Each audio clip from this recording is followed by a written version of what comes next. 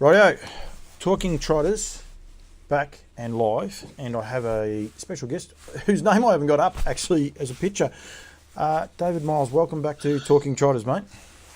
Thanks, Paulie. You probably don't want a picture of me right now after 10 and a half hours in the car today. No, but I like to. I've actually done a boo-boo here. I can fix it though as we go along. Now, don't forget, if you're involved in any of these shows, either via YouTube or on the Facebook thing, please fire the questions in, and we can get some of the get some answers back. I suppose is the best way to put it. But firstly, Dave, congratulations. What's been just a magical, I suppose, half of the year with a beautiful little trotting filly. Yeah, thanks, Paulie. Yeah, no, she's been really good. She's handled the travel, and it was nearly a perfect trip to Queensland. We found a couple a bit good for us on the first week, but I don't think she disgraced herself. She ran a PB, and that's all we could ask. She didn't disgrace herself, that is for sure. She was awesome in that, and we will go back to that. But I mean, now this horse has had 4 starts in the time-honoured races, 2 Oaks and 2 Derbies, and she's come out on top on both. Brilliant record, mate. Brilliant record. And it is something to sit back and say I've achieved it. I know people say you take it day to day and all the rest, but mate, that's a huge achievement by anyone. Yeah, no, she's a special little filly, that's for sure. There's she's done a super job, and she's a treat to do anything with. She's so easy to handle and so easy to train, and her manners and her professionalism really is what stood out. Amongst her rivals, really. I'm not saying that she's the best juvenile trotter we've ever had, but by jingo, she's a professional little racehorse for a 2 and 3 year old.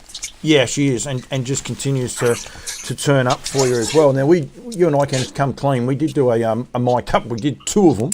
My fault, the first one, the audio didn't work. Do I call it trainer error, driver error, or things just didn't work? The second one either, and she had a little break. But other than that, she's never really put a foot wrong, has she?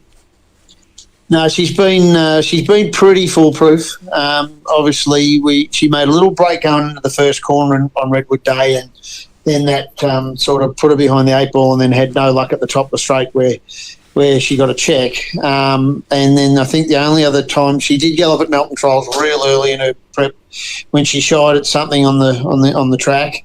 But, that night we decided to mic up Paulie, and, of course, it was, 10 days before our biggest trip and her biggest race. She decides to pull a hamstring and made a break, and then put me under a little bit of pressure for the first time training her, that was for sure.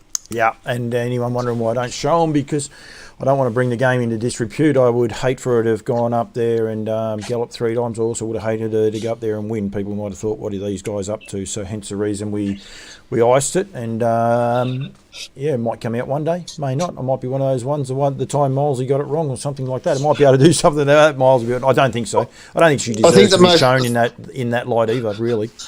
I think the most impressive part about that night, Paul, was I'm pretty sure I didn't swear, which I can tell you I wanted to when we were in for a really good, hard, solid trial with Chris Finazio's good horse RC Phoenix, and really wanted it. We used that as a last prep, and when she made the break at the 100, I'm pretty sure I don't think I swore. You'll be able to attest whether I didn't. And I don't know how I didn't, put it that way.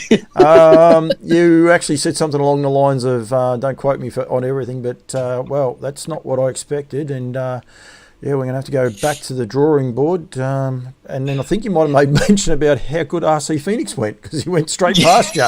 But, and then I will say, I reckon you remembered you were mic'd up, because nothing come out of your mouth until I took it off. I just let it keep going, and, nothing at all. We've got a person, Harrow Watkins. I don't know Harrow at all, but they wrote there, we love the trots. So thank you very much, Harrow. That's exactly what we are when we try to promote the trotter and everything it does. Milesy, this filly now, $260,000 in stakes. She hasn't had 20 starts, and she's had 19 starts, 13 wins, $226,000. And not being cheeky, but the best stake money races for Trotters are still to come down here in Victoria, albeit before the Queenslanders jump on me. Yes, the Great Square was a $150,000 race, but predominantly of the, I suppose, the races target, we can target in the trotting ranks are down here. Yeah, it's fantastic for Queensland to put that race on, and I was a little surprised more Victorians didn't head up for it. I think that will change because I can tell you I'll be telling everybody how good the weather was the last 3 weeks, so I'm not looking forward to coming home. Alex Early's actually put a comment on that, which we'll bring up in a minute, but yep. Yeah, it was the hospitality shown to us by the Queenslanders, not only the administration but the tracks, and we made our way up to Redcliffe and Marburg, and we had a great trip. And as I say, it would nearly work perfect for her, but we just didn't quite have 100% on the night, and I think they can tinker with the setup a little bit. It would have been probably nicer from my perspective to have those 2 races leading into the Great Square rather than the other way around, but I was surprised that nobody came up for the $100,000 Group 1 race here on Saturday night, which, generally the Victorian Trotters have got the wood on the northern rivals, and there wasn't a Victorian horse there. So that was a little surprise. But, I think we'll definitely be heading back next year for the 4. She's eligible for the Great Square again, being a 4-year-old. And hopefully, fingers crossed, we can we can keep her to 3-year-old fillies grade getting towards the end of the season, and racing her own age and sex, she's going to be super competitive. A 4-year-old mare beat you for 3rd. Is that true? I reckon. So so that's the beauty of that race. So, I think you had 2 3-year-old colts, who you'd imagine London to a Brick and Darcy Phoenix would be heading back there next year. I see Phoenix is 4, so he'll miss. Sorry? But okay, but London so you had a 3-year-old colt, a 4-year-old, then a 4-year-old mare and a 3-year-old filly. So the handicapping part of it works. As you said, it'd just be nice to have probably built up. It'd be probably better for the people up there too to be able to see these horses and see actually how good they are. Dave, I've just put up your Derby run too, mate. I was actually going to put that up earlier, but she done it in style. But that'd be probably a better way for the punters to get a bit of form as well, wouldn't it? Yeah, and it'll give the locals a bit of a chance to have a look at ours. And full credit to Queensland. It's a race that they're putting on that is probably put on for the Southern Raiders, which is always hard to do, but I know Pete and McMullen and Chantal and Shane Graham and his partner, they've done a great job with their trotters. They really have, and they're trying to promote it, and they're running some great times up there. I saw Graham Dwyer have a little pony that he bought off Bo and AJ Tyndale go around Marburg. Would you believe on the 700-metre track, he mile rated 2-1 from the stand for about 2,300 metres and just put pay to him. So I think the Trotters are really going to kick goals up there. New South Wales are doing the same. They increased their Derby and their Oaks prize money to $75,000 to give them Group 1 status. Yep. Both of these states are really, really putting the pressure on Victoria to keep the ball rolling, and it's a great thing for us. And if you're prepared to travel, which there's no secret that I'm pretty keen to do that. There's races there for us if we're prepared to put the hard work in. Yeah, no, exactly. And how hard is the travel, Dave? Just quickly before we get off that travel subject. Listen, we drove. I know Emma and Clayton flew their horses up, and they had great success first night, and still had good success the second night. Probably no luck in the big race for them, but obviously a lot easier to fly. But if you're prepared to travel, we put some things up on HRV Twitter on the trip up, where we left at 3 a.m. the first night and got to Darren Hancock's at Bargo, which is about half hour short of Menangle. We got there about 10:30 in the morning. They had all day in the paddock, locked them up in the box for a few hours, and then took off at 11:30 at night to do the next stint, which got us to Queensland at 10:30, and then got them another day in the paddock before we had to lock them up again at night. So it got them some paddock time. The horses seemed to handle it okay. To be fair, I think the 3 or the 4 that we took Three of them weren't quite 100% on the first night for various reasons, but I can't blame the travel. One fella, he probably just got a bit run off his feet. One filly choked down, and to be honest, with the good filly rocking with attitude, trainer error. I don't think I had her wound up enough. The trial, I'm not using the trial as an excuse, but we definitely obviously ran into a hiccup for the last 10 days. That threw a curveball to you as well, I would imagine, because you would have had everything planned out, and then you're like, well, hang on, we better find out what's going on first, and then go from there. We just probably lost one or two really good hit outs. She didn't finish that trial off like she probably should have, and then obviously missed fast work leading up to it. Now, not saying I had enough up my sleeve to beat London to a brick or RC Phoenix, but we definitely probably weren't 100%. But it's been 10 years since I've driven horses up there, and you know, the last time I went, I know we stayed in Sydney for about a week before we made the next part of the trip. So, it's little things we can learn, but it's people have been doing it for 50 years, driving horses up and down there, and sometimes you get lucky and sometimes you don't. But it's probably harder on the humans than it is on the horses, to be honest. Yeah, absolutely. Terry Brown is on there. Darren Clayton, you would have come across Darren once or twice, I would imagine, Miles. A great bloke. He was on last week and terrific supporter of the industry up there as well. Alex Hurley said, at least in Montegaeta, you don't need to put ice on hamstring injuries. Just stand outside for 5 minutes. So, which was something you've got to look forward to in a minute, Dave, I must say. Have you had a little look at the weather? And I reckon the answer to this would be yes, but have you had a little look? No, to be honest, Paul, I haven't, and I don't want to. I really don't. We could do that. I could get someone. I'll ask. Well, one of our viewers will be able to give us an update of what the weather is currently like at Montegaeta and what it's going to be like tomorrow. Because you're getting home tomorrow morning. No, we'll leave here about 7 in the morning. I'll be home about 2 in the afternoon. But my first trip back at the races is Kilmore Thursday night, and you know, Kilmore's a lovely place to be in the middle of winter at night. So really, really looking forward to that. You'll enjoy that. Jeffrey Dixon, hi Paul, terrific week for the Trotters this week, headed by David's horse in the 3-year-old colts and geldings and the fillies in the Premier Trotting Sales. I'll get onto those in a minute with Aldebaran, Miley and Jensen. Only shame was 5-horse fields, and that was probably a little bit of a disappointment. Caitlin Bodie has put minus 15, Dave. Good luck. Caitlin works for me, so she was late to work this morning by 10 minutes, so she's going to get a pay doc if she keeps being cheeky. Give her a break. It was minus 15. Oh, if she keeps being cheeky. Okay. Yeah. Well, she's better off saying that than 20 and you get out of the car in your shorts. I know that. Brian Davey wrote there, great work as well. So well done to you for that. The small fields, Dave, are a little bit of a worry, and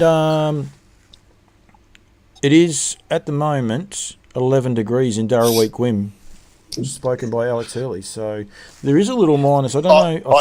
I doubt it. I doubt it, Curls. I doubt that it's 11 degrees there right now. She might still have her heater on. You never know. Well, she's got the blower going next to the temperature gauge. The small fields, Dave, you contested 2 6-horse fields up there with the Oaks and the Derby, and that's to be expected because it was their first year, but we did have the APTS this weekend. It was a small fields as well. And then today, and well done to She's a Wish, Neville Pangrazio and Louise for taking that out, but we also had the, I think it was the Aldebaran Park, I'll get it later when I get the results, Maryborough Oaks on today as well. Do we need to try and, we want to make these trotters what they are, like better and better and better, and promote them in a better way? Do the governing bodies or someone need to get together and just say, listen, we've done it with the Pacers, let's not do the same thing with the trotters, do you think? Yeah, well, guaranteed. And I tell you, you say they've done it with the Pacers, but there's going to be a brouhaha, for want of a better word, shortly with the Eureka and the Victorian Sire Stakes about the clash. So, it's become very cluttered, and how you go about it, I don't know. HRA probably have to step in, but it just gets to the point where you just can't race in everything, and we were probably we targeted the Queensland race because it was the richest race, and then we didn't pull it off. But we were always going to stay for the next 2 weeks to pay for the trip, which she obviously did. To be fair to Queensland, and not sounding arrogant, but we might have scared a few off by being there. I know the Elchin boys have got some pretty handy 3-year-old trotters, and they said when we were staying, they decided to stay home. So, and they had teams of horses there. So, I don't want to sound arrogant, but when you get a dominant juvenile like ours, it can scare the odd horse away. But I think if they program it right, and they haven't been doing the Trotters a hell of a long time up there, and this is obviously the first year for the Great Square, but I think if they just tweak the programming slightly, that will help. And as far as the APT Trotters series, they've just got to be run somewhere. We've got the nutrient sale coming up. No, I don't have any problem. I don't have any problem with that. What I just meant was it was a very cluttered sort of 10 days. And when I spoke to Chris Finozio about Aldebaran Miley going, he goes, well, why would I? There's a $50,000 final on my back door as compared to $31,000 for you. So that was more what I mean. Like, there's a horse like Aldebaran Miley, who's a quality filly. They're ready to go. They made the trip with RC Phoenix. Perhaps if we put the Oaks in the Derby 2 weeks prior to the Great Square, Chris may have made that and still come home with those other two horses, and then still, seen how she pulls up and send her around, knowing that it was going to be a small field. So my thoughts were, we had so many small fields, perhaps there should have been potentially a way of changing it up a little bit. So the field today wasn't small. At the Maryborough. What race was on today, Paul? The Maryborough Oaks, mate. $12,000. So it was well promoted.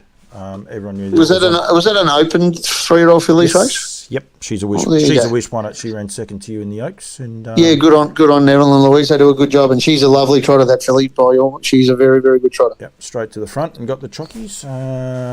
But and then that's the other side of things that we need to promote these races, because a lot of people wouldn't be aware that it was on a Monday afternoon. It's generally a race tied up with the lead up to the Redwood, which I suppose it probably is, just a little bit further out. Preferential barrier draw on lifetime wins. It didn't have a restriction on it that I can see anyway, Dave. She's a Wish beat Aylmar Valor and I Dream of Miley for Graham McDermott in it. Full field, 11 horses. So, good race, good quality race. What did they go? 2-1.1, 28, 56.7 last half. So she can really motor. So there is definitely that. Jeffrey Dixon, be arrogant, David. Jeffrey, stop. Okay, I've just got to stop reading that now, but he will read the rest of it. You had the best filly up there, so well done to you, Jeffrey. And David Petman says, well done to you, Dave, too. So, which is good, and we really appreciate people getting involved. It's warmer sitting right next to the fire, but my phone tells me it's 11. If you want to venture outside, I'd say that Paul is outside doing all the work. So, got plenty of people on and watching as well. So, and we just want to talk to Trotters and what they were able to do. Dave, two things I want to highlight. Like, while you're there, you're not scared to say things, and even when I throw you under the bus. But the other main race up there in Queensland the other night, the fast class trot was taken out by Majestic Trio for Brad Hewitt. Some of these names that are coming up now with trainers with people with trotters, it's just brilliant, isn't it? Oh, they're getting spread around, and some of these really good trainers. Well, if you're not training trotters now, there's two races on most programs that you can't win. So, as long as the races keep holding up, the programmers are getting better and better all the time. There's 3 times as many trots in Queensland now that there was 5 years ago. New South Wales are really promoting it every Tuesday afternoon at Menangle. There's a couple of trot races. So, mate, Campbell's comments has been highlighting Trotting Tuesday, because there's actually, I can tell you this week, there's 3 at Menangle and 3 at Albion Park, and they run them all at the same time. So if you're a trotting lover, go and have your lunch at lunchtime on a Tuesday, and you'll be able to watch 6 races for the trotters in a different state. Pity we don't race on a Tuesday, but there'd be other reasons why we don't do that. So it'd be nice to be able to get along with them. But it's just a great race, I think. And the one thing about it, Dave, a lot of those horses have raced down here, but all bar one had the New Zealand monarchy after them, which is quite an interesting little side note to the Queensland trotters up there at the minute. Yeah, the breed's going ahead. You know, Pete and Chantel have bred a lot to Sebastian K, and you know, some of the times they run up there, they're off the charts. I know Albion Park's a quick track, but geez, you look at some of the times and you think, oh, well, are we going to stack up? But it's definitely going ahead, and the bonus scheme is just phenomenal. We took an average pacer up there, and she won a race at Marburg on the Sunday. And she won an open maiden race. So basically a 2-year-old, 3-year-old, a 4-year-old maiden could race in it. And being a 3-year-old, she got an extra $1,000 on top of her $14,000 bonus, and then the $3,500 first prize check for Marburg. $18,700 was the gross prize check for that filly. Had she been a trotter, she would have got another $2,000. Yep. So if you win a maiden 3-year-old trot up there, your first prize check would be in excess of $20,000. Now, a lot of Victorian people are just listening there going, shaking their heads, that can't be right. But believe me, it is. And in the 10.5 hours in the car on the way home, we were looking at standing in Queensland to breed some horses to make them dual eligible, because it's nearly too good to knock back. Yep.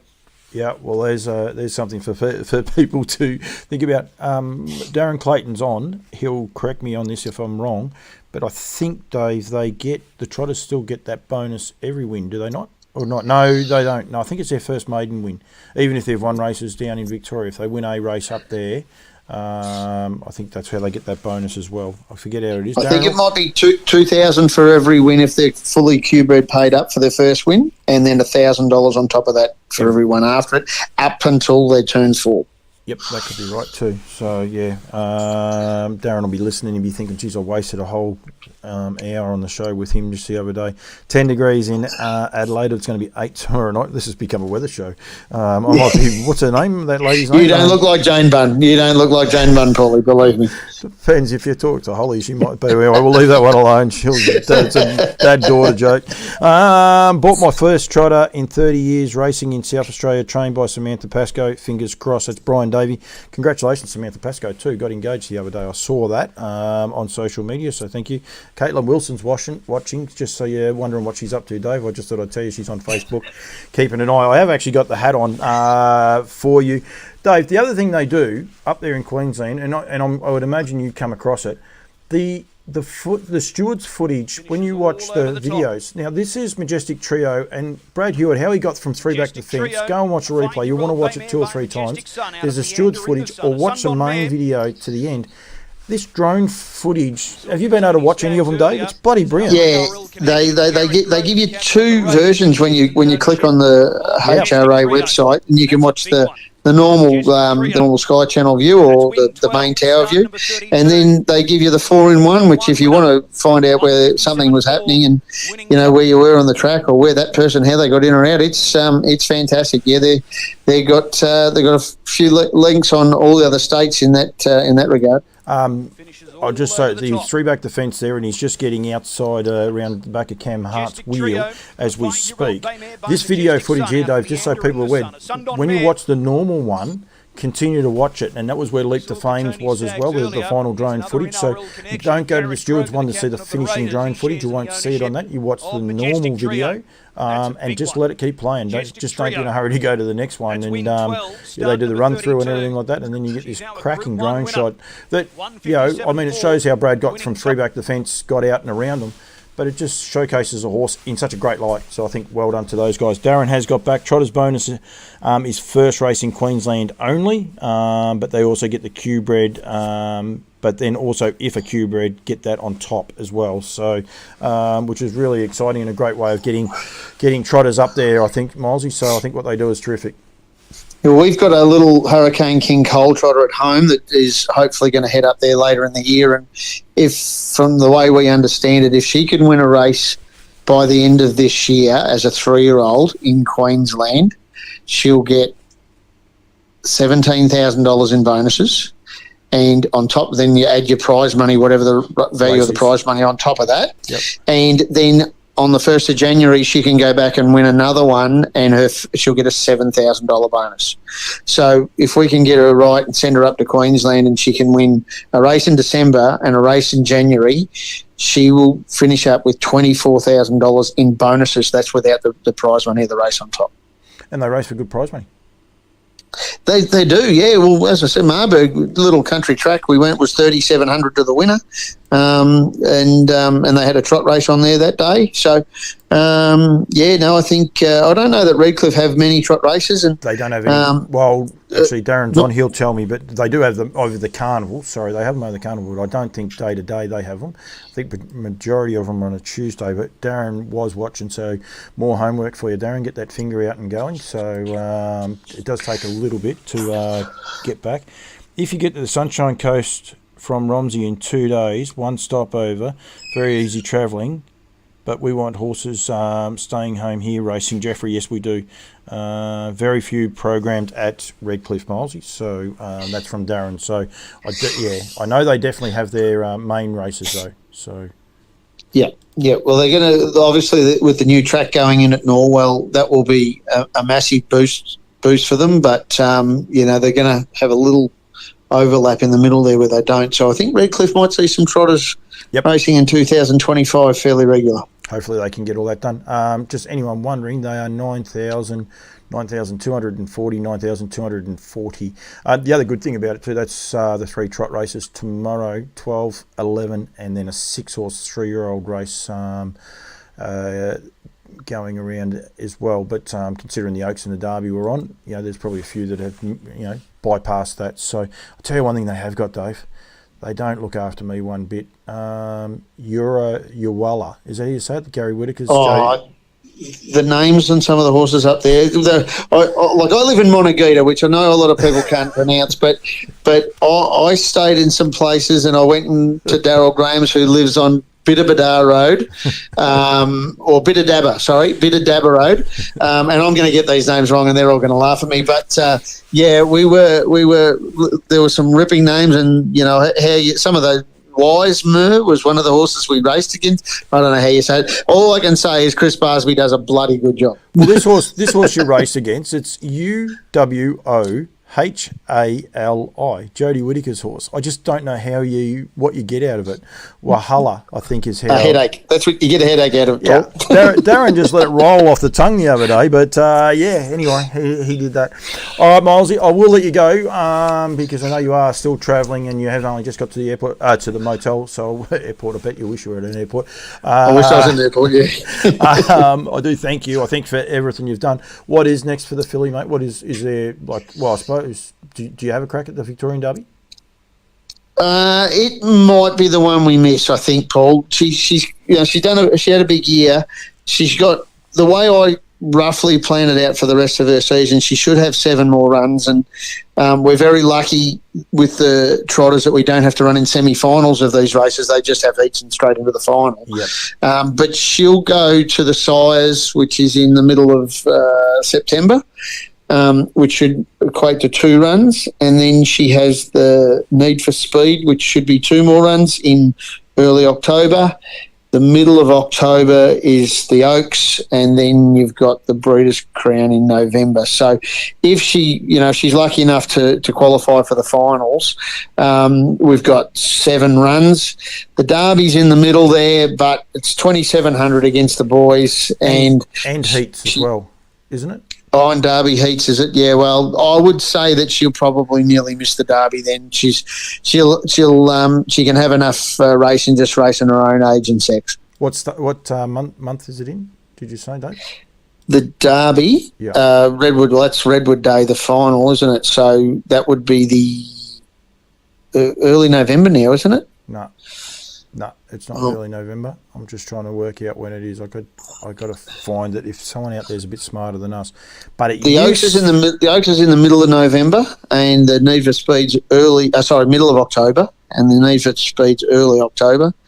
But I'm not sure when the Derby is, and if it's heats and finals, I would say, I know some of the owners are pretty keen to go because of what she's done in winning both of them now. But I would say the 7 runs will do her, and then she can have a really good break. And I think, I'd probably think that she has a really long break, and then we try and set her for the Great Square next year. This time next year. That'll be a kick-off point.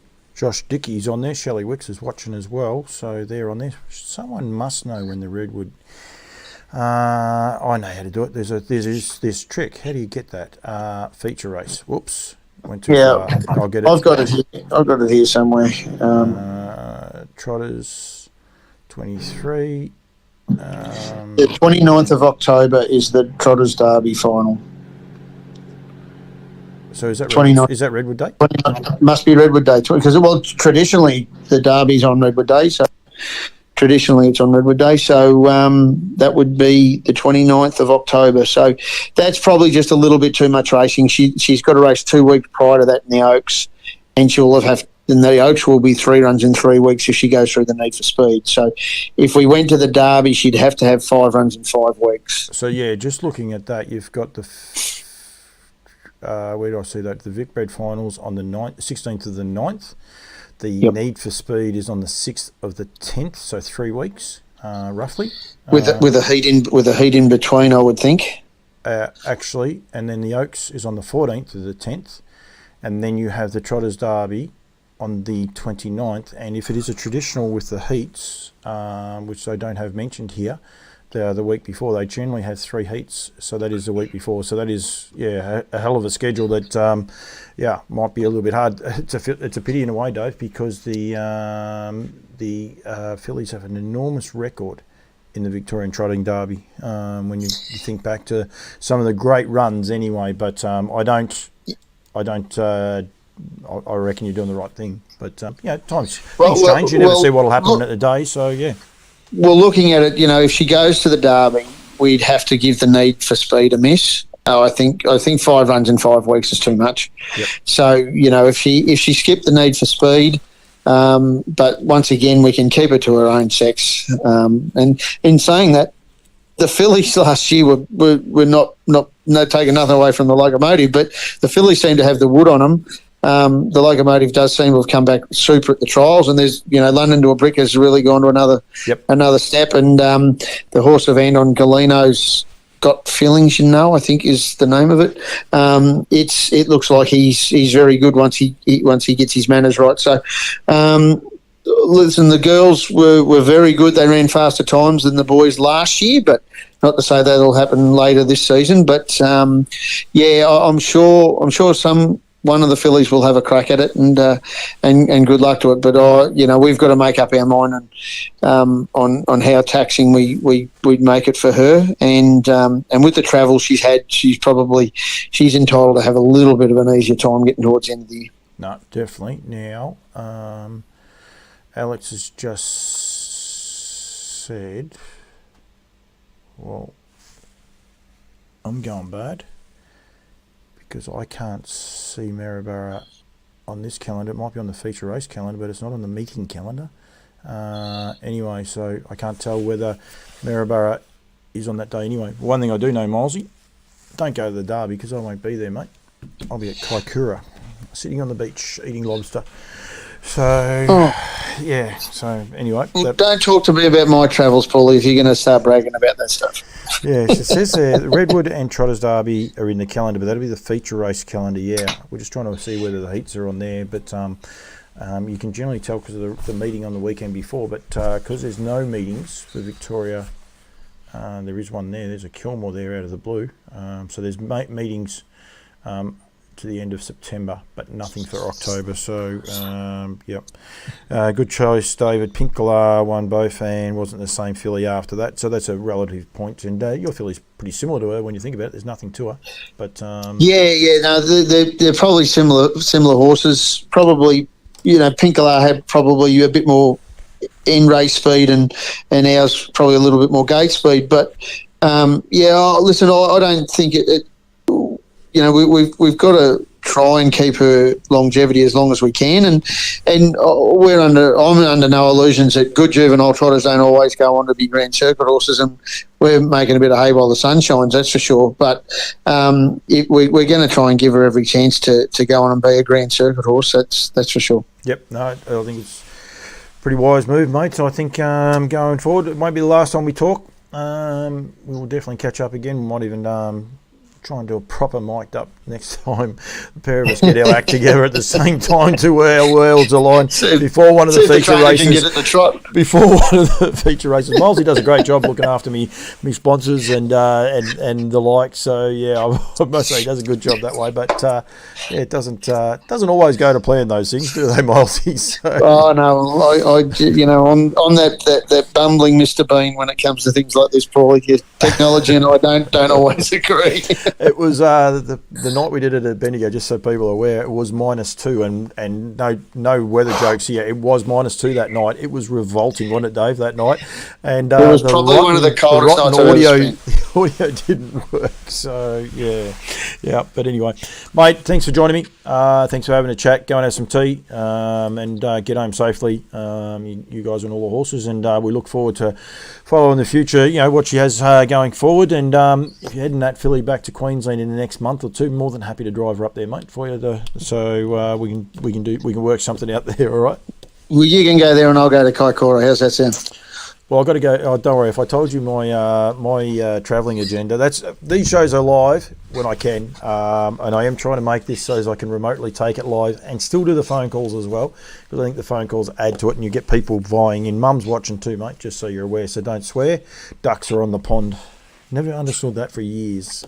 But well, if I didn't sign off and say "see you, sweet cheeks," I'd get in trouble. Yep, still the best bet she's ever had. So yeah, all right, mate. I will let you go, David, and thank you very much for joining me, mate. And we'll catch up very shortly. Cheers, Paulie. There's David Miles joining me.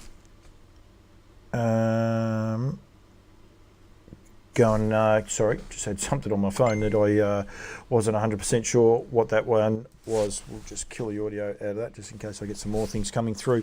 So yeah, great filly, done a terrific job. You can take the hat off. Stick the Barrostock one on.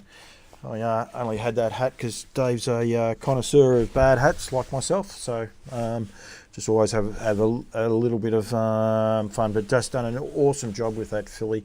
There is not a lot to her, but both the way she trots, the way she's doing the job, and he presents. He did have a little bit of look at me about him halfway up the straight D miles, and we need that.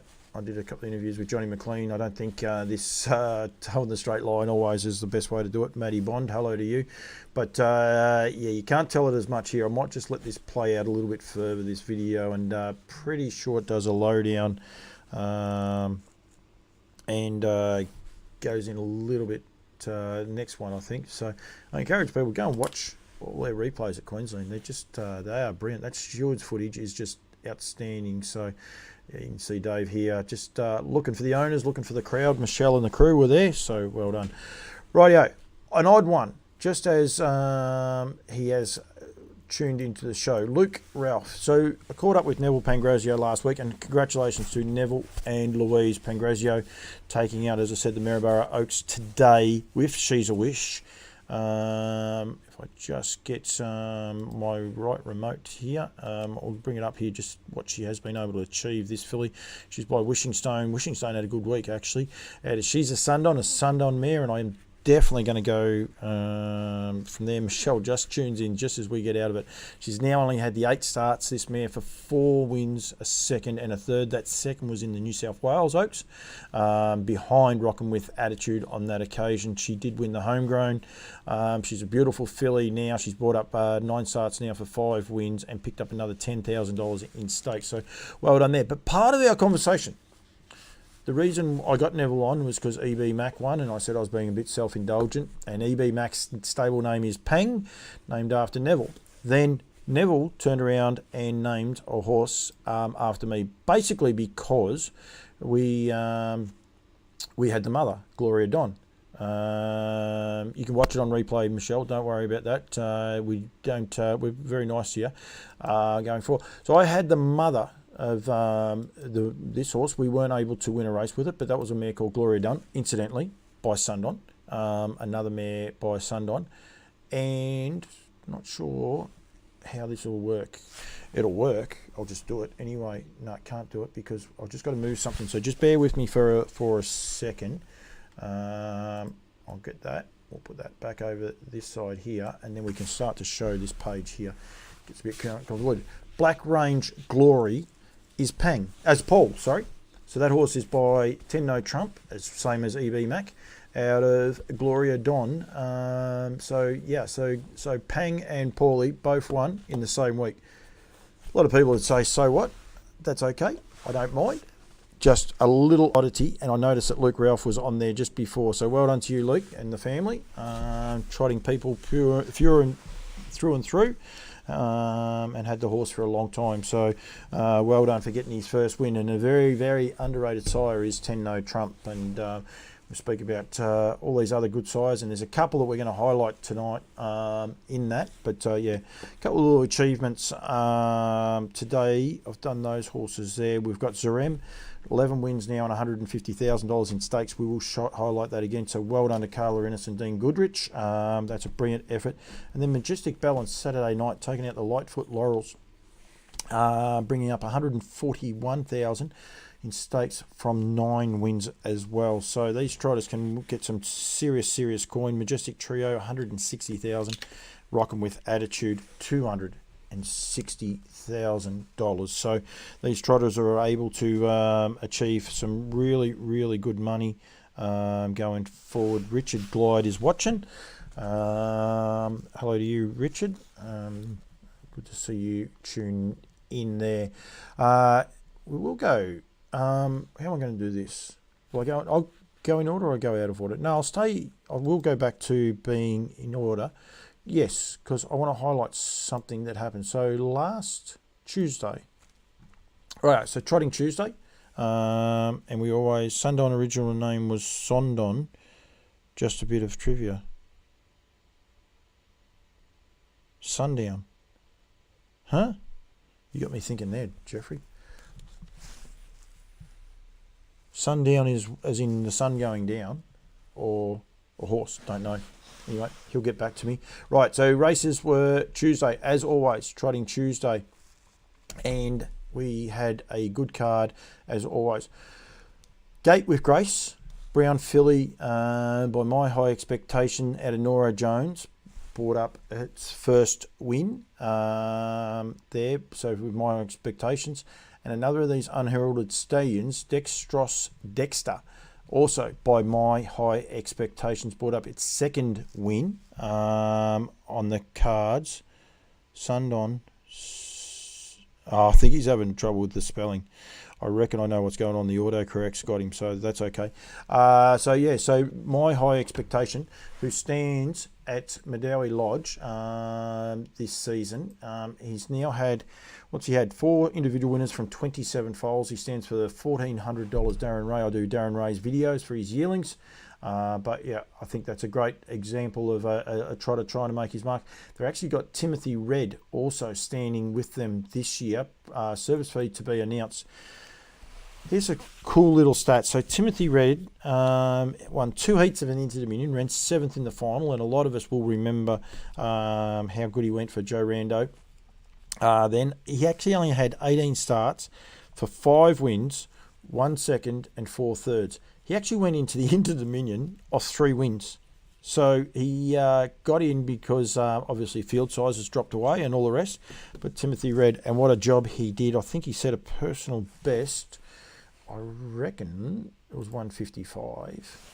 155 and 6 was his personal best, and that was in a heat of the Inter-Dominion as well. So yeah, going terrific. My high expectation, as I said, 27 live foals eligible to race. 4 of those have won, and he stands for $1,700 as well. Also has a horse called Northern Heights that was won 2 of its 3 starts, got it all wrong.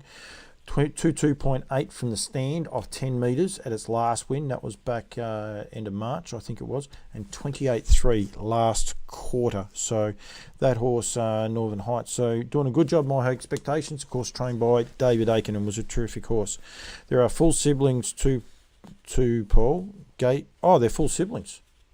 Oh, I didn't see that part. Where Darren Clayton, I'll tell you, he's the man. A lot was spoken about the other night about Swazi and Leap to Fame, but of course there was also Black Sedance and Big Wheels, two another siblings in the same race. So it was a unique race. The Blacks are fake. Tune in on Loose Lines on Wednesday night for that. Don't forget either too, for a lot of the people watching, Nick Hooper will be on live to start us off. Barb Sedgwick, we've only bred and raced trotters, and we have run races with each of them. Breeding a good trotter is such a joy. It is indeed. The siblings are getting it done up there, so well done to Catherine McLaughlin. I don't know a lot about you, Catherine, but well done to you. Then the other race on the day, and we will keep highlighting this, was won by Funny Face, of course, by Peak. Now Peak will feature quite a little bit this year going around out of I've Got Rhythm. Now, I've never seen that. I'm going to put that back up. After I've Got Rhythm, it doesn't have who I've Got Rhythm is by. So I'm going to have a look. It's by Majestic Sun. So I don't know why. Geez, that's a well-bred horse. I Got Rhythm. It's out of Allegro Agitato. Of course, the mother of Sky Valley. So Funny Face is a very, very well-bred horse for Jack Butler and Nathan Dawson, who do a terrific job. Right, Trotting Tuesday, we go back to Menangle and Mel Park Magic by Muscle Yankee, the ill-fated Muscle Yankee. He didn't have a lot of foals, either out of Elusive Charm. David Scott's going to feature a couple of times this week as well, beating Mulberry Pie and the Night King, and then a fur to cover by Love You out of Nigella Bites, a Live or Die mare for Troy Williams. Of course, he is the head of the Trotting Association of New South Wales, New South Wales Trotters Association. Beat Leaf Stride for Joe Rando and Valley Star. I've actually forgot Joe's wife's name, so if someone can help me out, because that's the only reason I'm not saying her name, because I apologise, but it just has left me going forward. We then went to Echuca, and there was there's definitely at least one trot. I thought there was two trots, but there's definitely one. And Wish Upon a Dream took out the King of the North, of course, standing at Lower Long Farms. Wish Upon a Dream by Wishing Stone out of Canadian Dream. Rebecca Morrissey races this horse with Paul Morrissey, and they are both doing a great job with these horses. Elegant Peak, yep, did too. Elegant Peak ran second, he's by Peak, and Jericho's Trumpet ran third, so they are there. Nathan Rice, yes, I did a little thing there before, Nath, just while you're on there. I said there about the two horses standing at Medowie Lodge this season. So, of course, the Timothy Red, the price to be announced. Nathan has horses with Darren and M, and I'm sure he's going there. So there was only the one trot at Echuca on the Tuesday night. Then we go to Bendigo. Now, Bendigo, I reckon there was a couple of crackers here. We had Redcliffe, Bathurst and Gloucester Park, but Bendigo had a full card of trotters. They had the up to 47 final. Again, Perfect Pete, you guessed it, by Peak for Greg Light and Steve Light. Beat Dancers and Tetra, Donna Castles and Billy Milner respectively. The TLC Carpentry Maiden Trot was taken out by Black Range Glory by 10 No Trump out of Gloria Don, of course, the Sun Don, beating Roll with Roscoe. And You've Got Me Good, Rosie Wiedenbach, another name you don't associate a lot with the trotters. The Cab Tech Kitchens Bendigo 3-year-old trot was taken out by Basilica, bred by Yabby Dam Farms, owned by Alabar Bloodstock. This horse will be getting ready for the Nutrient Classic, which heats will be run at Kilmore on the 3rd. So make sure you're ready for that. But Keep Believing, of course, a half sister to Just Believe, and then also My Personal Jet, who will also be headed towards the Nutrien race because he's a Nutrien graduate as well. And then we had the Smartphone Specialist 2-year-old maiden. In this race, it's well worth going and having a watch and a look at these horses. Nordic Rain by Volstead out of Trisha Powell was prepared by the Cravens, Erin Craven and Glenn Craven prepared this filly and sold her at the sales. It was sold through the APG sale, I believe. Beat Link in Bio, No Telling Heather, Leggy Peggy, and Flying Time. The first 5 home were all first starters, and every one of those has got a little story to tell. Link in Bio is out of Starkers. Oh, it's by Sky Valley for Craig Knott, of course. No Telling Heather is by Sebastian K out of Illawong Shimmer, bred by Alabar Bloodstock. Leggy Peggy is a Harasta Trotters Quaker Jet out of Pretty Peggy Sue. And the McNulty boys did a good job, got a little bit lost at the top of the straight. And then another of the Elder Baron Eagles coming in 5th.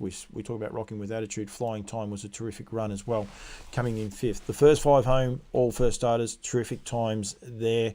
Very, very professional, the whole lot of those horses. So could be just one of those good little form races to keep an eye on, that race at Bendigo last Wednesday night. I don't think there was another trot. I just... better be careful. No, there wasn't. Because I like to highlight everyone's. I don't know how many people stay on a watch. There's still a good group of people. Please, if you've got any trotting stories, make sure you get them in there and showcase them. I don't find everything. I have people like Darren Clayton pull me up when I miss the odd thing. Only the one trot at Charlton the other day, taken out by Countess Chiron by Imperial Count. Luke Dunn in the cart for Ray Cross, beating Salon Sanal. No, that's not even right. Anyway, for Laurie O'Keefe, and She Sails for AJ Tindo. I noticed AJ was on there before, so they ran in 3rd. It was a little bit of an entertaining race. There was a bit of speed in that race. And then we went to Kilmore, and there was quite a few at Kilmore. There was the VHRC nights. Belezra for Chris Elford. That was first up. It's out of Tuppenny Bit. Tuppenny Bit's a beautiful mare. She's actually by Sundawn as well. No, 7 starts, brought up her first win. While we're here, I think I know who Tuppenny Bit is the mother of, but we can all do this. No one minds. Yeah, it is Mother of Wobbly, Dreamy Wobbly. So Belezra brings up the first win.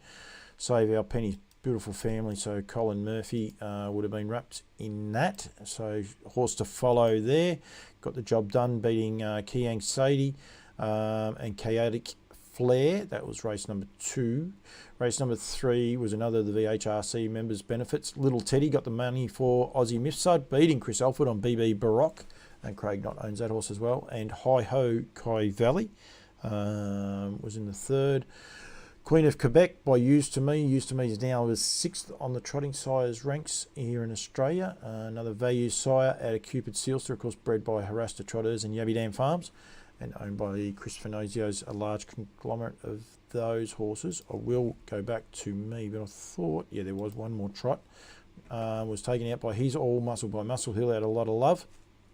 Emma Stewart, Mark Pitt, beating End Over Sun and Kai Valley Hotspur. Quite an entertaining little race that one was as well. The last 2 were abandoned. Anyone wondering why it was a P Super? She was a shocker. There was fog everywhere. Friday, trots went to Mildura. There's no trot racing at Mildura, but there was definitely a couple. Okay, there was definitely one, if you like, at Geelong. Meadow Valley Star for Scotty Ewan, doing a great job. This horse by Creatine, out of a Wagon Apollo mare, bred by Pangrazios and Lads, not Neville, but close relations, I'm pretty sure. Can't think of his name.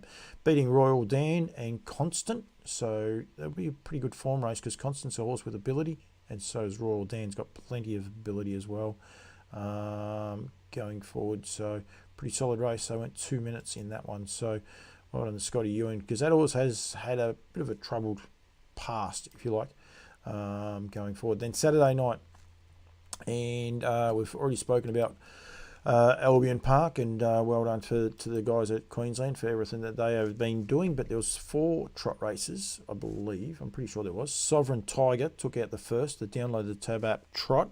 Hello, Nellie Melby. You're on both. Barb Sedgwick has got off YouTube. She might have been watching on the big screen. Sovereign Tiger found some form, beating I Am Pegasus for Joe Vassallo. This was by Pegasus Spur, $150,000. She's been a great little money earner for Joe, that's for sure. And Kai Valley Piero. We then had, sorry about that, you're scrolling through with me, but this is Talking Trotters. The HBV Lightfoot Laurels was taken out, as I said, for Fred Spiteri by Majestic Bell. Good aggressive drive by Greg Sugars, and Freddie got the chockies there, being Royal Charlotte and Tipsy Turvy. There were some moves, there were some gallopers, there were some horses in bad moods, all Sleepy, Cormayer and Egret all breaking up, but Majestic Bell there, as I said, now 48 starts, 9 wins and $150,000 in stakes. Come back in great form this season, had 9 starts, 2 wins and a second, and another horse that's going great is Royal Charlotte. She's absolutely flying as well. The Australian Premier Trotting Sale, the APG, or the Australian APTS, sorry, 3-year-old trotting file. Great wins for Duncan McPherson. I haven't got his red hat, so I don't have any hat on at the minute, and he's not on that I've seen anyway. If he is, I apologise. But Aldebaran Jensen taking out race number 1 for Elizabeth Heath, and Kate Gaff beating Aldebaran Eagle. Of course, Aldebaran Eagle is Avenel Eagle is by Aldebaran Eagle, so he's done a good job this week. Bred by Aldebaran Park, and Darcy's Fireball starting to find a little bit of form, and I'm pretty sure, Nick Hooper will be on loose lines, and it'll be great to see the Chestnut horse starting to go a little bit better. And then the last of the 4 trot races at Saturday night at Melton was taken out by Aldebaran Miley, again another for Aldebaran Lodge, beating Cognati and the Sky's the Limit. The Sky's the Limit's beautifully bred horse, What the Hill, and a Cloud Chaser. So we've got some beautifully bred horses, and then Cognati, of course, for Jess Tubbs by Majestic Sun. Dave Scott again. He had a pretty good week, Dave Scott, because he's going to get one more highlight to come down today, and that was actually, there was no racing on Sunday. Don't think. Globe Derby. Better check out the guys in Globe Derby. I didn't do Monday. I'll be in trouble there as well. I'm Hector for Claire Goble. This was Sunday. So there was a Sunday meeting. I'm Hector out of Queen's Vacation, a mare we had a lot to do with. Beat Lovelorn and Magic Owens. And I think I saw there was a second one there. Yep. So Vogue by Love You, owned and bred by Michael Taylor, of course, out of Bryland Crescent. We mentioned her 2 weeks ago, I reckon, beating Majestic Tilly and Scuiff for Jill Nielsen. Luke O'Neill's got a good lot of trotters under his umbrella there, and that horse is doing a pretty good job. I reckon it's won 2 on end. We'll just have had another start in the middle there. So, but 47 starts, 6 wins and $30,000. So, there by Love You going forward. Ralph Woods. What about a mention of the little Pocket Rocket Lucy win in the Queensland Oaks and Derby? Ray, we had Dave Miles on to start the show, mate. But I'll show you. I definitely had him on. You'll be able to watch it in replay a little bit later on, mate.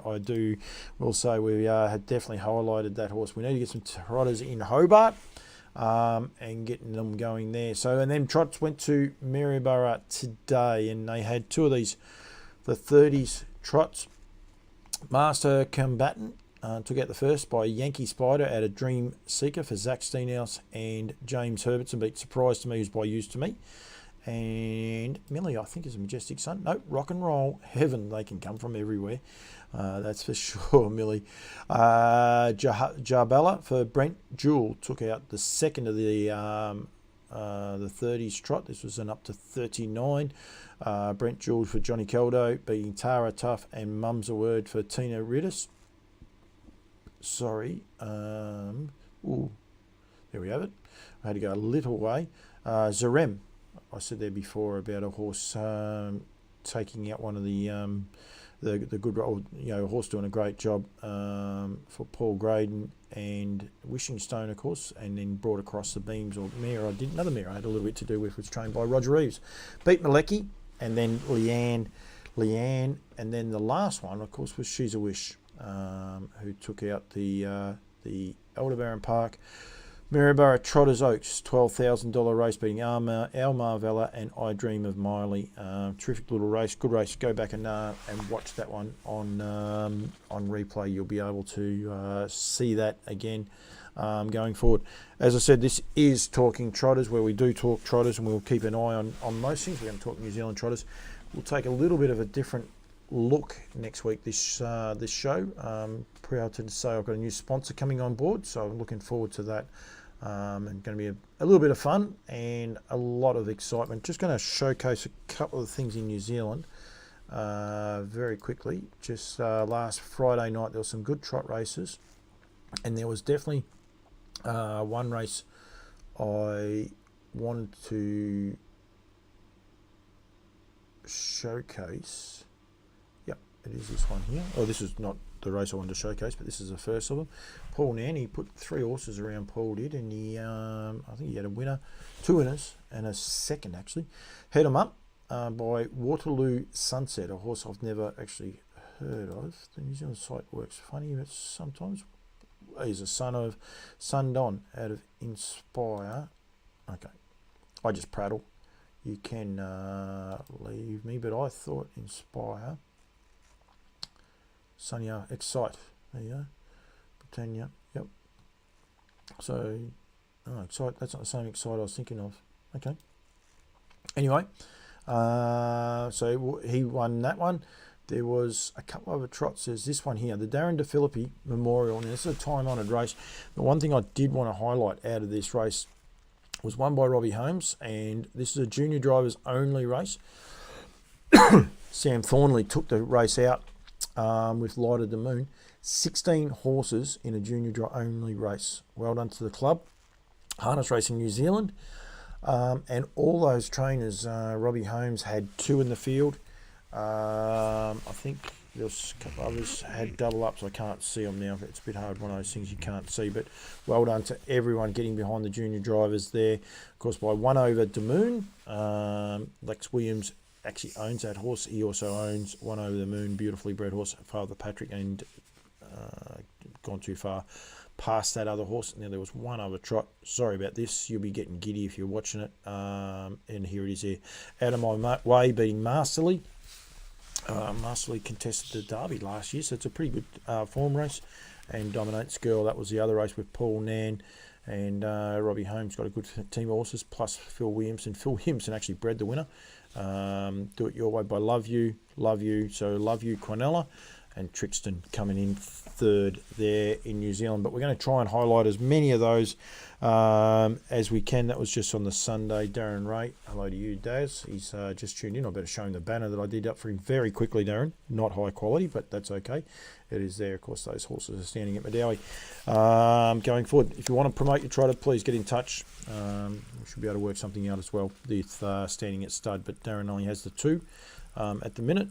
Timothy Red, as I said, 18 starts, 5 wins. Got a personal best of 156, but did win 2 heats of the Inter-Dominion. And then you've also got my high expectations, who won just about everything. He won the Group 2 Aldebaran Park. Well, I don't even know if it was the Aldebaran Park, actually. I think it was only the Murray Mile back there. So, so that race was run and won. The John Slack Memorial is Ballarat this weekend, but probably just a bit of a quieter time with the trotters. So, anyway, wait and see. Talking Trotters won't always be live. Quite often will be recorded, especially once I start hitting the road, but we'll like to try and keep it going live. I enjoy everyone's feedback and people getting involved. Ray Woods is on there. There's Milesy winning the Derby, Ray. It's about the 4th time I've had that going, but he done a terrific job. And I think Queensland done a great job, and I must say well done to Darren Clayton too. If you are still online, Darren, thank you very much for all your input and the fun that you have. I think that's the idea of the trotters. If we can keep promoting them and keep growing them, it'll be terrific. Make sure you tune in to Trotting Tuesday tomorrow. First race is about 12 o'clock. Should have that up and done. I shouldn't. Oh, it's okay. Milesy was still playing through anyway, so we'll see what time the first is at 12:47 at Albion Park, and 12:33. So have a late lunch, and you'll be able to watch the Trotters go around on Trotting Tuesday, 12:33. And then 12:47 at Albion Park. 6 races while you have your lunch. Last race is at 1:45, so nearly 2 o'clock. Be able to have a long lunch, watch the Trotters go around. Big fields at both clubs, so well done. And I've moved one of those mice by mistakes going forward, so fix that up. Right up. As I said, talking Trotters, that's a wrap for this week. We'll be back next week. New sponsor. Won't be a new format, be a pretty similar format, but we will be starting to get more and more people on. I would have got the winner of the Oaks on today, but that was Neville Pangrazio who won it last week, so I thought, well, we'll just leave that one alone. Great to get Dave Miles on. Try and get people from the associations as well. Anne-Marie Conroy might come on the phone and that going forward. So keep trying to change it up, almost like a radio show on the airways. On Loose Lines is on again Wednesday night. As I said, Nick Hooper kicking it off, highlighting what Breed to Succeed have got coming up, and plenty of other things. And anyone that watches On Loose Lines knows there's no script and the conversation can go anywhere. But this has been a wrap for Talking Trotters. Thank you to everyone who's joined in, got involved in the show. We'll be back next Monday, as I said, with an exciting new sponsor.